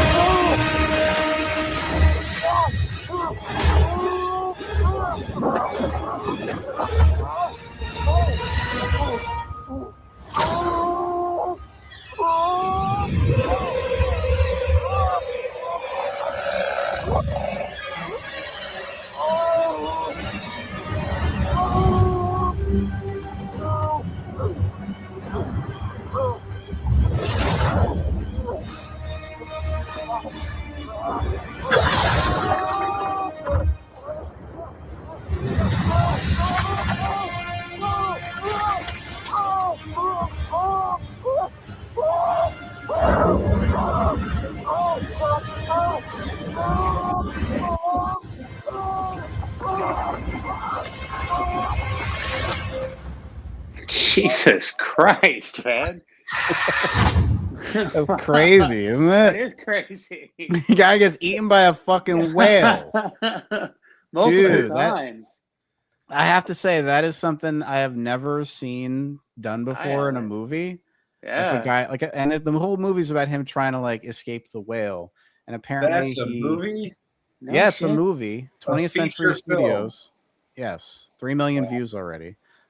So the death of his father, Josh Brolin, Jay Gardner, Austin Abrams, goes diving off the Central Coast of California in search of his remains, but is swallowed by a massive sperm whale. While trapped inside its belly with only 1 hour of oxygen left, Jay comes to realize the hard-earned lessons his father imparted may be the key to his escape. Dude, I'm all for this shit. This kind of concept movie, I am all for this shit. I love this kind of stuff. Where it's like someone's stuck in like a tight place, like this tense kind of thing where they're trying to get out of it somehow, and they use their wits to get out. I'm all for that kind of movie. So I'm down to watch this. What do you guys think? Yeah, I'll watch it. Yeah. Yeah, it looks good. It's hard to keep something like that. I mean, if the entire film is like the camera and this guy inside of a whale. Yeah, I assume it's going to be like an hour and a half long. There's probably going to be like 20, 30 minutes of setup before we actually get into the whale. And then the rest is going to be, there's probably going to be some flashbacks, if I have to imagine how this is going to go. Probably to his dad teaching him stuff, you know. So it's we're probably all spent. We're probably going to spend like 45 minutes in the whale, if that, maybe 40. Let's hope. Yeah, I don't think it's going to be that long of a movie. Usually these types of movies are like an hour and a half. You know, they don't spend too long on these types of concepts. They only go for over 2 hours, 3 hours for like the most boring shit for whatever reason. But the CGI looks good. You could barely even tell like that's not a whale. Like it's fucking good. I'm impressed. I'm gonna go watch it. See, this is the kind of shit I get excited by. A guy getting swallowed by a whale. That's more exciting to me than the fucking Odyssey. Let's see. Okay. There's this new movie coming out that everyone's talking about. Are you guys like this at all? Or is it just me where like you hear about a movie, everyone's getting excited about it, and you're just like, why? What is there to be excited? What are you so excited about? Yeah, that's me with every Marvel and movie that's ever come out. Okay. I guess I proved your point there. 90 minutes, yeah. Thrash. Yeah, I saw terrible. this trailer yesterday. It's underwhelming. Oh yeah. So this, do I want to watch this whole thing? So basically, it's about like some post-apocalyptic kind of shit. I guess. I don't like this guy. Can I just say, I don't like this Jacob Elordi guy. I didn't like fucking Euphoria. I don't like this guy, this actor. Why not? What did you like about him? He's a fucking wet towel. He's got zero personality to me. I don't know why Hollywood wants to cast him in everything now. He's just like that new it guy that Hollywood loves apparently. So now he's getting all these roles. And he's going to be in everything now.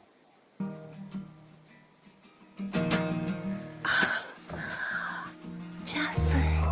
Is this supposed to have sound? Hey, come here. Can you guys hear this? Yeah, but it's low. Oh, my sound's going out. Okay. Is that your mom? So what'd you do before the world ended?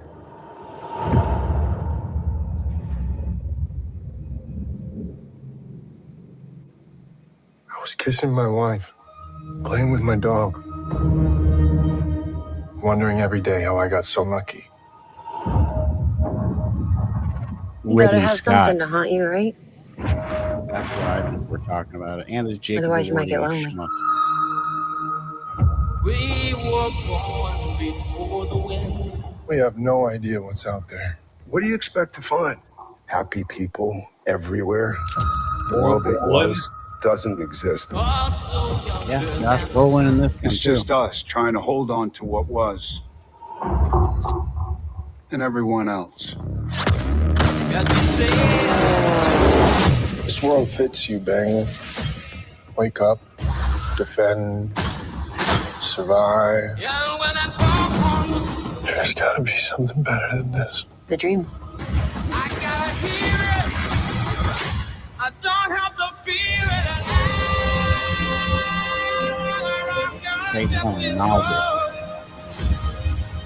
Can we help him? Yeah.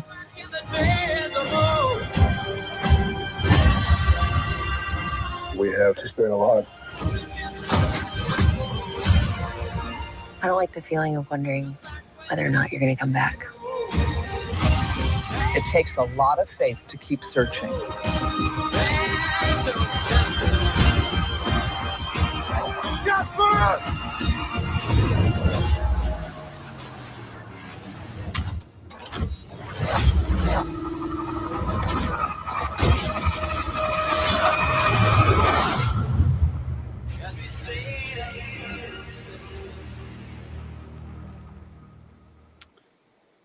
Thoughts? Is that another like The Last of Us? It seems something like that, but less interesting because there's not even any spore people. Yeah. Were there What's even going on here with these? Were there zombies? Yeah, there's zombies. I guess. Yeah, I guess. I guess they're zombies. Is that? I don't even know what kind of world this is. Like, are they human or not? What's happening? It takes a lot. That whole zombie apocalypse thing seems to be a pretty big trend right now. Why? Yeah, but this is nothing about this looks interesting to me. Comes around every 20 years. You know, Day of the Dead, Resident but Evil. have we not had enough zombie shit? Yeah, I know, right? Like, goddamn, Walking Dead basically killed the zombie genre, didn't it? It should have. I think Resident Evil's still going. Resident Evil's different. That's made a game universe, and they've made shitty movies based on it.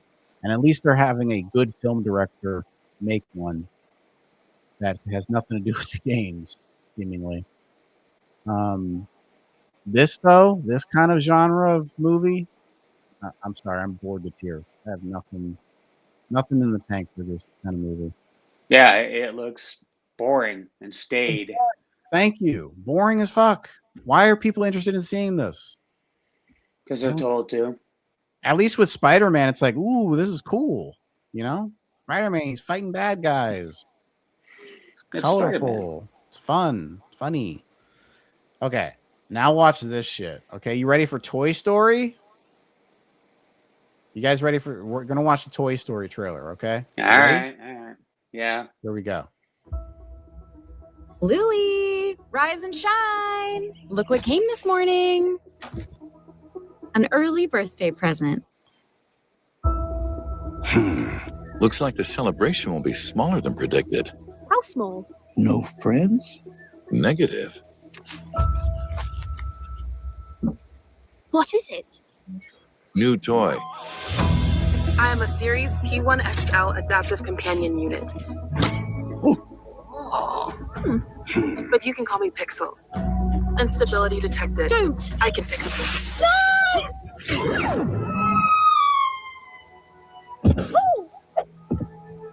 Where's the princess?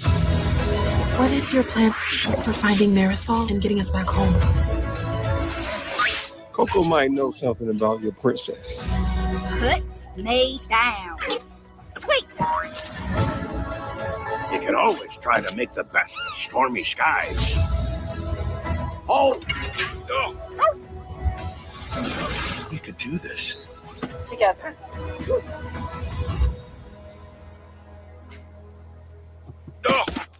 So this is what... Oh, no! Mac! Oh, boy. This is what Toy Story has become. The animation looks shitty. It looks amateurish. It looks like some kid did it on his desktop computer. What it is was like this? AI, right? I mean, it looks looks like dumb. AI made it. AI probably did. So this movie is it's called New Toy Story. It literally comes out a week before Toy Story officially comes out, Toy Story 5. And it is made by Asylum. You may have seen the name in the beginning. Mhm. And they made like a bunch of they're called mockbusters, where basically they're Okay. like movies that are meant to mimic like more successful movies, almost like Jurassic I know Park, the Asylum. I've covered movies from the Asylum on my channel. Right. So They- this is a movie from that company. They made Sharknado. They made all kinds of stuff like that. Wow. Yeah. So now they're dipping their toe in the animation, and it looks clearly AI. This doesn't look like it was actually rendered. Wait, this is the real Toy Story, or no? This isn't Toy Story 5. This is You're not something. listening to anything I just said? Well, I did, but we were talking about Toy Story 5 earlier, so I just thought that was what I you were was showing. kidding when I said I was showing you the Toy Story trailer, because it's clearly called New Toy Story. I didn't see Get that it? until after. I get it fooled now. you fucking Yeah. fool. Yeah. God, you're such a fool. So, who is supposed to be Buzz Lightyear? I think it's this robot, which is apparently a black lady. Yes. Mm-hmm. She takes off her helmet and it's a black lady. What? I thought it was a robot. Where did she take off the helmet? Right there. She takes off the helmet. It's a black lady. Foxy Brown. Foxy Brown. Just looks silly as hell. It looks so. And look at how them standing on the grass. There's like no like clipping with the grass. Yeah. They're just they have like hovering on one it. grass follicle that's going up on her leg, and that's it. They're just standing flat. Oh, wow. That is so terrible.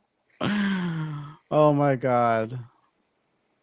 So what is even happening here? So she gets lost. The princess gets lost in the yard, the same yard they're in. I guess, unless she went over the fence. Does she go over the fence in this? Maybe. Where's the princess? Oh wait. Instability detected. Don't. I can fix this.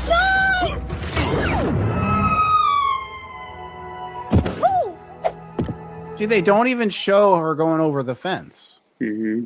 That's why I got confused. Like, wait a minute, is she in the fence? Then they dig a hole. And look at them. They're flying, not making any movement at all. They're just like straight. Plan for finding And their then they fall into a hole. assault and getting us back home. This looks awful. It looks so terrible. That does look bad. If this was like going to be an advertisement to turn people off the idea of using AI, it's doing its job well. Because this is atrocious. Mm-hmm. This may be the worst AI thing I've ever seen. That seems right for the Asylum. Yeah. Can you imagine watching this for a whole like hour and a half? No. My It's going to be God. streaming for free on YouTube? Huh? Is it going to be streaming for free I don't- on YouTube? I don't, it it should says be. 4K, so I don't know if they're going to sell this shit. I don't know. They might be selling this. Did you have Scooby-Doo on the agenda? I did. I was just gonna ask you guys, like, what did you think? I guess I might as well show you the teaser. Yeah, I saw it. You saw it, and what did you Yeah. think of them using the a real dog? Real for dog. Scooby-Doo? It's sacrilege. It's sacrilege. It's not even the same breed. It's just they went Right? a completely different direction. So It's like, I heard I read that is the right breed, but the Yeah, I ears heard that it aren't, was like a Great Dane puppy, but it doesn't look ears like it. aren't. That The didn't look ears like aren't. It is. Somebody who like knew dogs or something. I saw write something that it is a Great Dane, but the ears aren't like cut right or so. Like it's like I don't know. I guess you got to do. I don't know. I don't know much about dogs, so I don't. Either way, I mean, Is it supposed to talk in the show? Yes. I would assume, yeah. So Frank Welker, who has traditionally done the voice of Scooby-Doo, is reprising the role of Scooby-Doo. I just don't know how that's going to translate to this show with a real ass dog.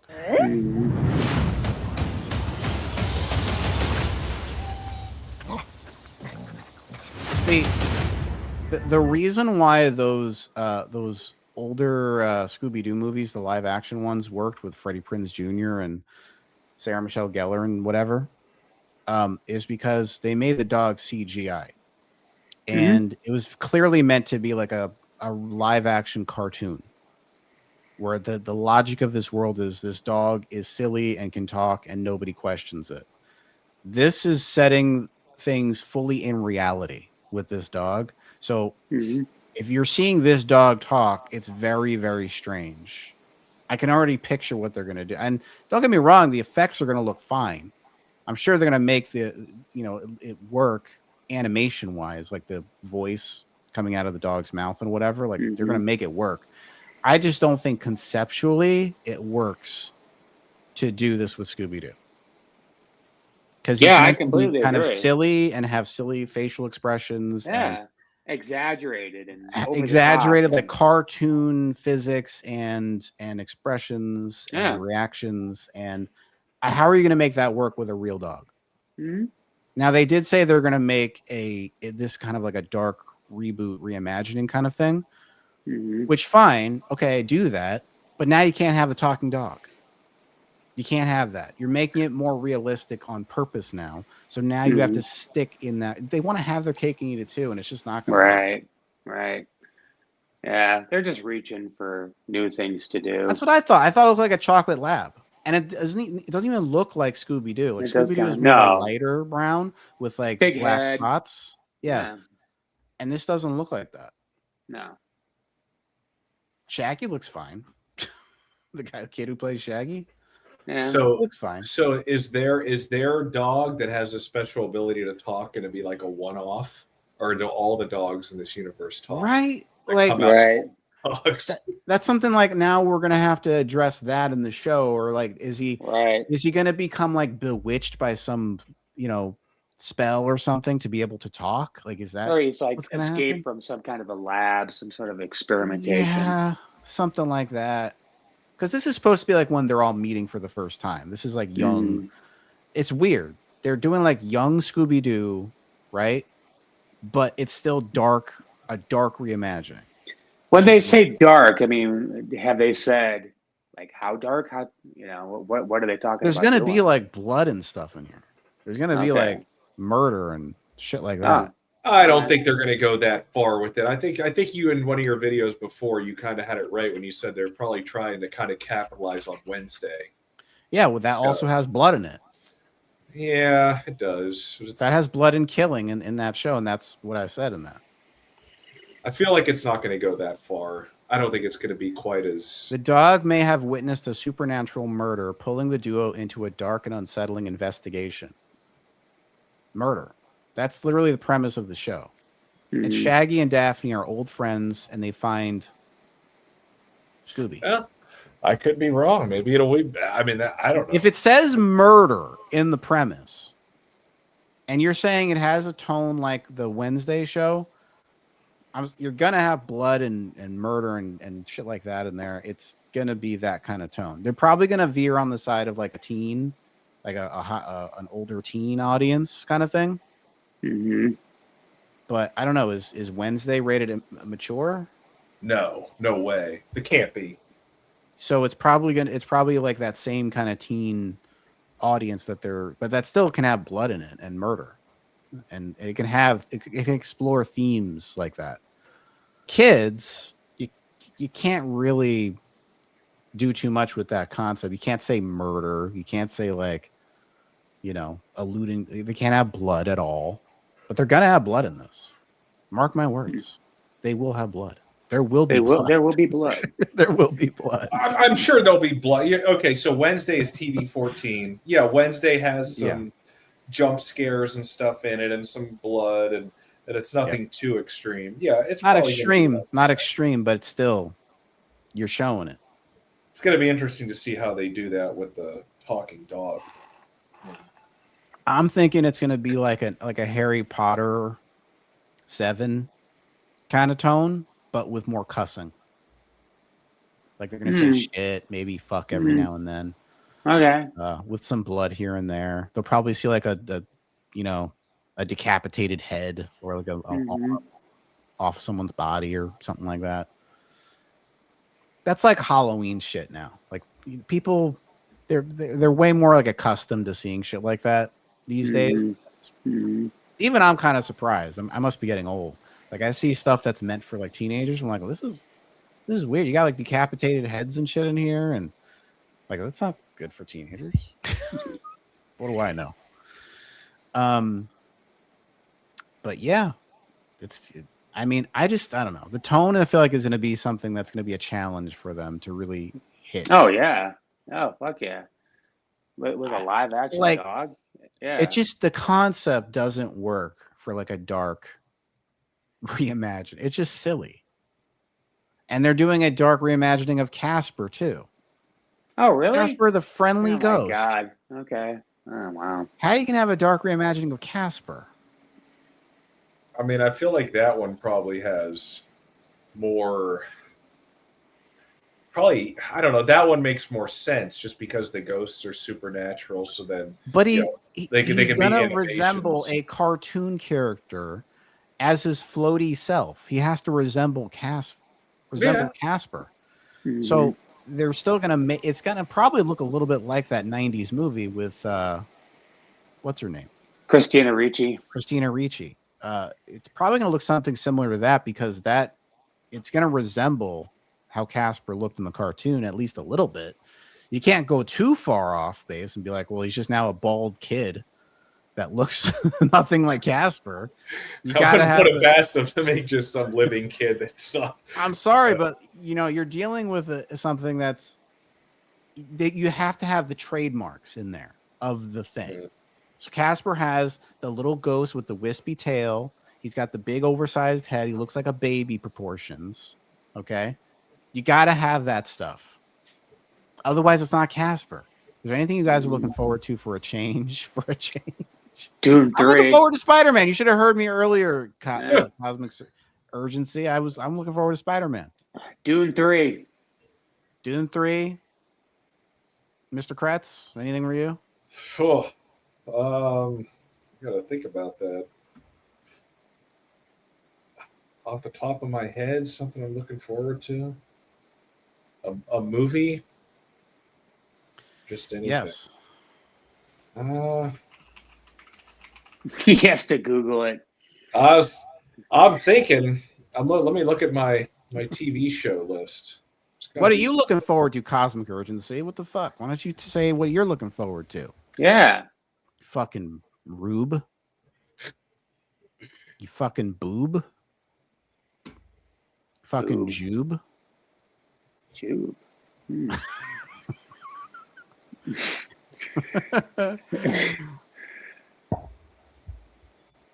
Mr. Kratz, side note, I know that we covered stew-tards in a lot of the stuff that we talk about in here, but I didn't know you were a Sydney tard. I'm not a Sydney tard. I didn't know you were a Sydney tard. I literally said that I think her story. It's got to be Sydney or no Scream at all. If Sydney isn't in it, it doesn't make sense that it's Scream. Sydney, unless there's someone else connected, and they tried that in Scream 6. And I have to say, don't have Sydney, there's no Scream at all. You got me. You can do it. It's just there's gonna be a backlash. It's not gonna make sense for the person. Leviticus and the Odyssey. Isn't Leviticus in the Odyssey? Is that what that's from? No. Is Leviticus a movie? That's a biblical thing. Yeah, but it's That's a a movie. movie. It's Australian. I'm just looking. Oh. I don't know What who is this any of these about? people are. It looks weird. Oh, one thing I am kind of. Oh, the gay movie. You want to see the gay movie? Okay. The gay movie. All I can tell you, sir, is that Hey, I don't judge. I don't judge Cosmic no. Urgency. All I'm saying is you're going to be sitting alone in a theater watching a gay movie. I don't judge. So something I kind of might be excited for, maybe. Maybe the X-Files reboot TV show. Oh, they're gonna Why are you reboot looking forward to that Really? shit?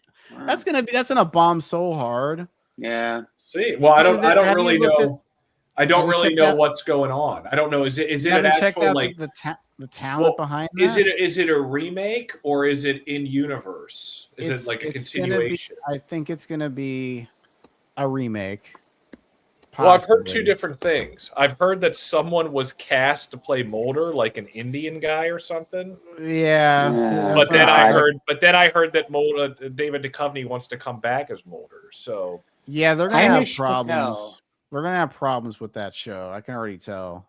Did you Well, hear the that they canceled the Stargate project? I did hear that. That's They were another. going to come out with a new Stargate on Amazon or These whatever. are all Comet TV shows that cable And they channel I was telling you about canceled. earlier. They canceled it while it was still being written and developed.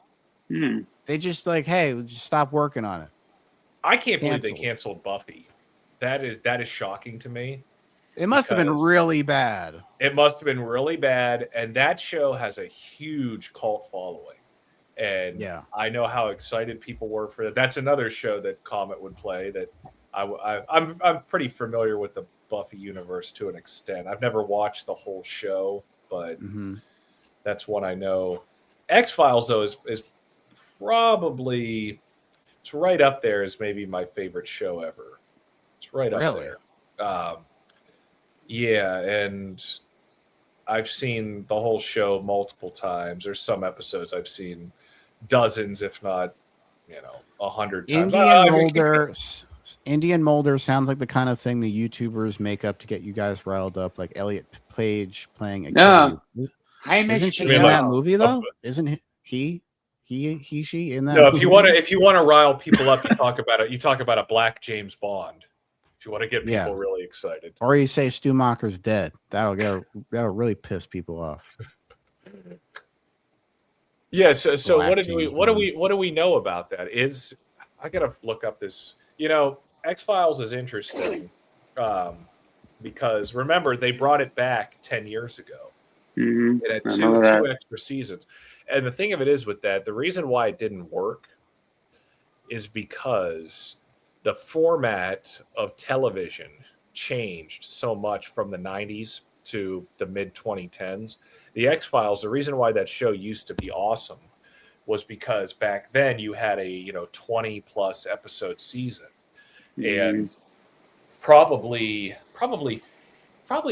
let's say 15 of the 23 episodes per season were all what they called a monster of the week episode, where it was basically a standalone episodic adventure with Mulder and Scully, where you didn't have to know the lore of the franchise. You didn't have to know the storyline for the most part.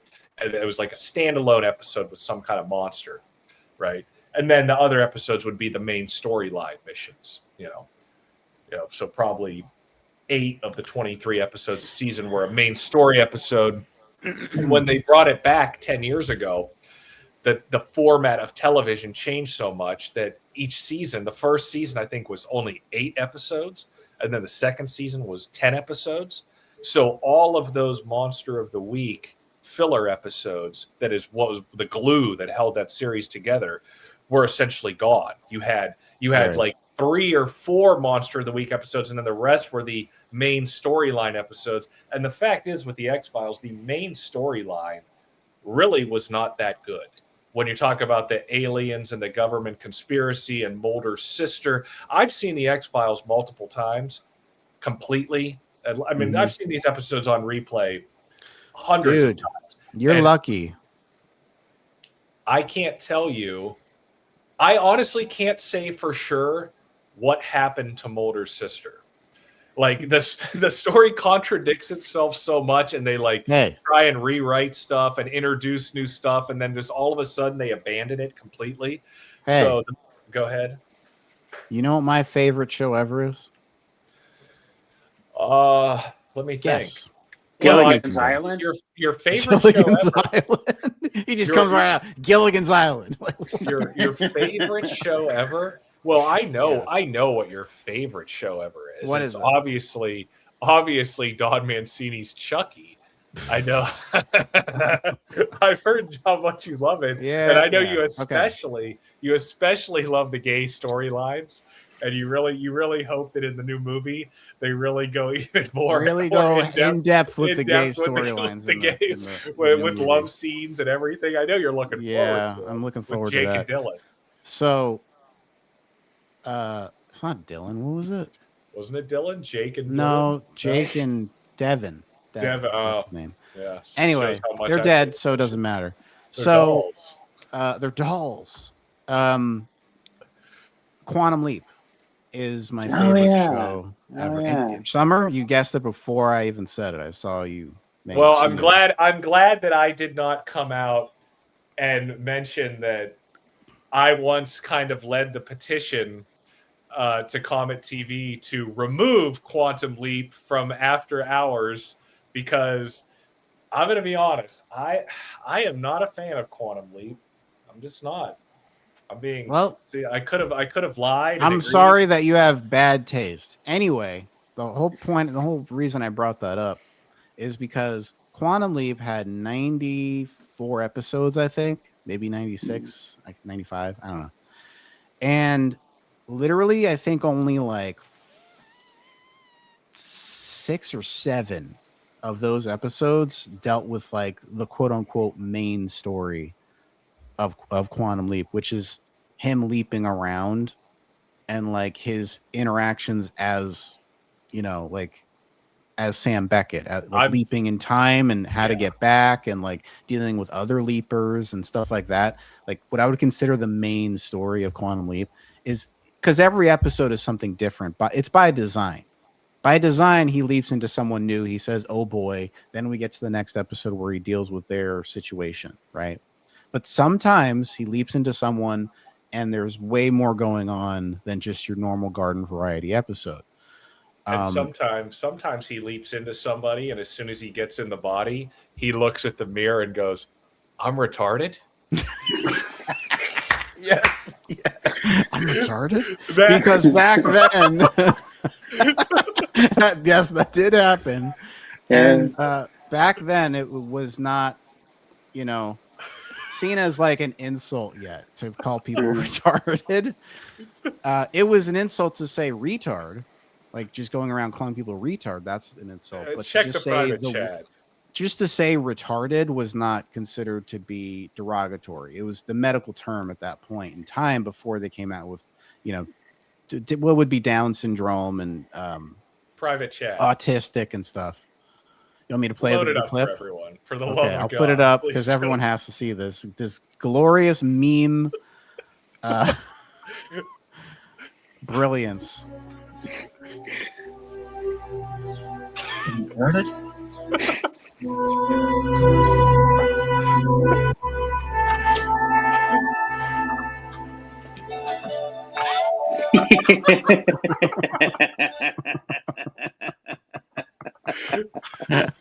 It's so good. It's so good. So yeah. Quantum Leap. Let me say. So look, I wasn't kidding. I did go on Comet TV's Facebook page and say, "Hey, listen, if you're looking to change the schedule up, get rid of Quantum Leap." After I'm sure they really paid attention to your. Well, they did because they ended up getting rid of it. Put on it wasn't because of you. The new Outer Limits. No, so I maybe here's okay. So Quantum Leap had a successor show on NBC. Do you know what that show is? Quantum Leap. They came out with a sequel show called Quantum Leap. No. And it sucked. When Quantum Leap got canceled, the NBC had a replacement show for it. What was it? Sliders? Yes. Well, that was Fox. I love Sliders. That's one of my favorite shows. Was it Fox? It was Fox. Sliders was good. Not as good as Quantum Leap, though. But I liked it. I think Sliders is excellent. I'm a big John Rhys Davies fan. But they also professor from changed the Sliders. cast like midway through. They changed Oh, the main Slide- actor. so Because Sliders Jerry is one of the- O'Connell's like, I got better things to do with my time. Well, when it was John Rice Davies who left first. When they killed the professor, that's Yeah. where the show went under. And then, well, the whole thing with Sliders was it was a genius. The difference between Sliders and Quantum Leap was Quantum Leap, he took over a person's body and went into like essentially you could say a different dimension or a different timeline. Well, in Sliders, they were themselves and they jumped into a different dimension or different timeline. So they weren't like, it wasn't like, how many times did similar concept, just flipped. How many times was Scott Bakula cross-dressing in that show? Many times. Yeah, that's so there was no cross-dressing in Sliders, right? What's funny is it became like kind of like a running meme in the show itself. Like he'd be like, "Oh no, I got fucking heels and hose again," and it was like always like pain in the ass. I gotta say, okay, so there's this one episode, and by the way, all these episodes were they were considered to be like, I think some of them won awards. Like they were very highly regarded in the cultural zeitgeist at the time. But there was one episode in the first season where he leaps into a black man. And if you go back and you watch that episode, you can clearly tell they're well-meaning with what they're trying to do, and kind of put a light on racism and show how blacks were treated, and back in the 50s and 60s and stuff. Like you can see the intent there. But there's a moment where Sam talks to Al and he says, "Al, can you believe it? I leapt into a black man. I mean, think about the possibilities." Like, what? Why would it be strange that you could leap into a black man? Are you trying to imply something like genetically? Like, why would it be any more impossible for you to leap into a black man than a white man? Just for him to say that, it was almost like so patronizing in a way. You kind of see what I'm talking about? Like, it's just something about, like, you can tell the show is well-meaning, but then it does things like that are self-unaware at times. Kind of like the retarded episode. Well, like you said, back then you could get away with a lot more stuff. I do want to correct that. Yeah. Yes, Sliders did start on Fox. It ended up going on Sci-Fi, which NBC owns, probably around the time it collapsed. I wasn't aware it started on Fox. I thought it was a Quantum Leap replacement. Popsy, how does it feel to be wrong about everything all the time? Well, I can admit it. No, but Sliders is one show that it is quite possibly the biggest fall from grace for a show ever. The first 3 seasons, particularly the first 2, are some of the best television you will see. And then when you get to that 4th and 5th season, first the professor left. Then they pretended that the female lead, Sabrina Lloyd, got lost somewhere and she was gone. And they brought in Carrie Wurr.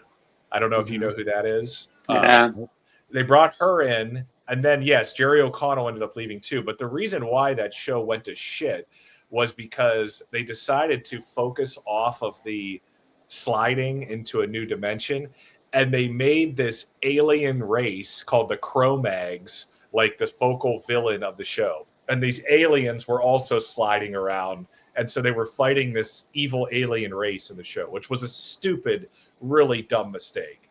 The whole concept of him trying to get home, very much like Quantum Leap was, the backbone of that show. But the variety and like the what you would call, like I brought up with the X-Files, the monster of the week, if you will, where you could just turn it on and watch a new episode. There's very few shows that are still like that, where you can just turn it on and it as long as you kind of know the characters.